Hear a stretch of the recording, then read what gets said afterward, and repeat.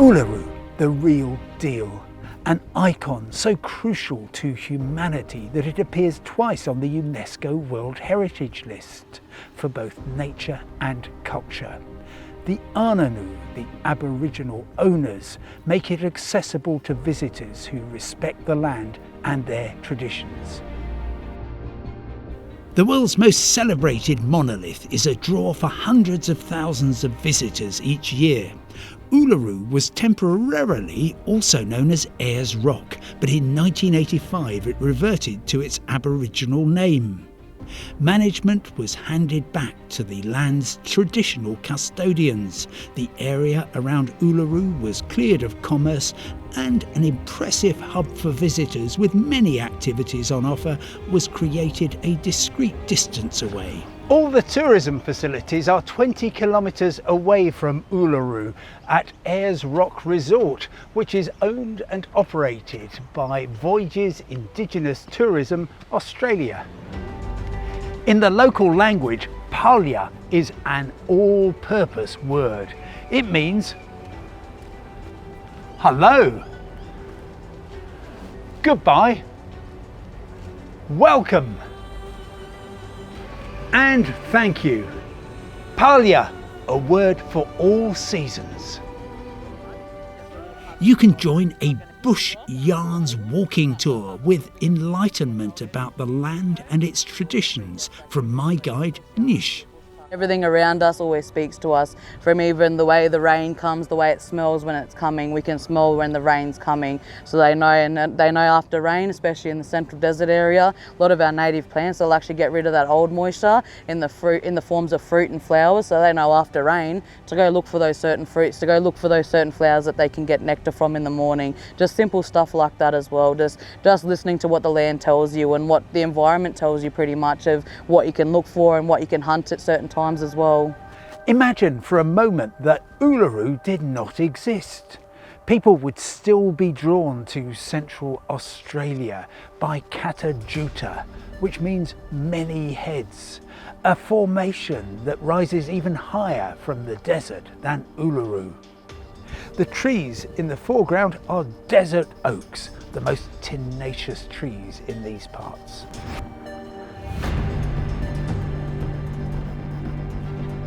My highlight of Kata Tjuta is the walk into Walpa Gorge. I adore the otherworldly curves of rock reaching to the sky. Water and wind have sculpted this gorge to a natural wonder. You could come to Central Australia and only see Uluru, but that would just give you half the story. Be generous to yourself and make time for Kata Tjuta. Time for the main attraction, Uluru. The First Nations custodians allow tourists to get close to the rock and sense its power and significance. A network of paths opens up options, and it's well worth making the most of your senses. Sight, of course, but also touch, smell and sound.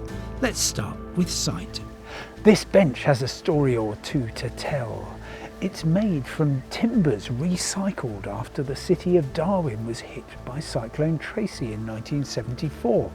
And it's been sat upon by Wills and Kate and the Dalai Lama. No, not at the same time. You can see why the royals would want to sit here and gaze upon a different kind of majesty.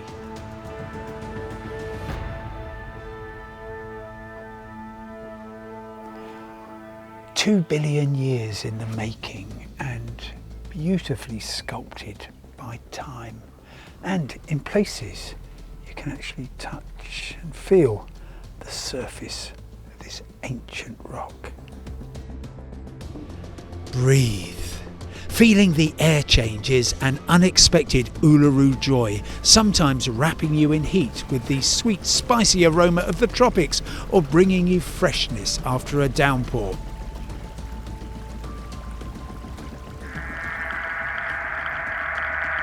Kancha Gorge is one of the great sights of Uluru. And this morning it is also an astonishing sound.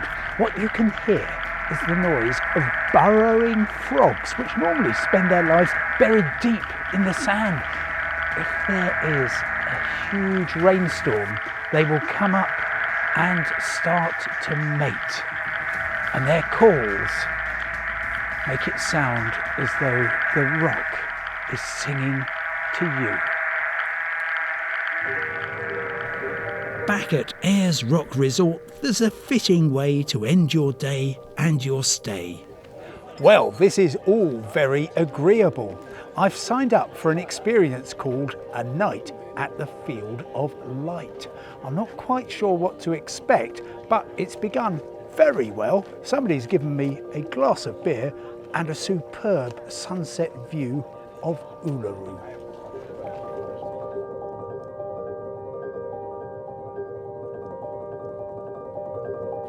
I've been given a sneak preview of the next stage, and look, it's an open-air restaurant beneath a vast sky with a superb backdrop.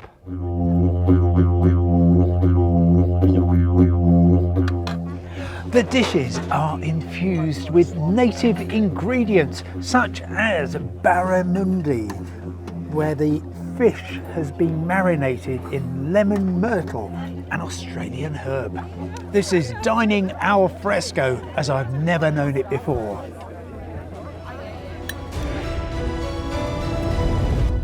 The grand finale, an art installation that has infiltrated the desert. It's a dazzling conclusion to a Northern Territory journey. What a place to end my journey. An image that seems seared on the soul of the world. Uluru rising from the desert at the heart of Australia. A sight to make the spirits sing, whether it's your first or your 100th visit here. Thank you for sharing my journey. I hope you'll be able to make your own very soon. Goodbye.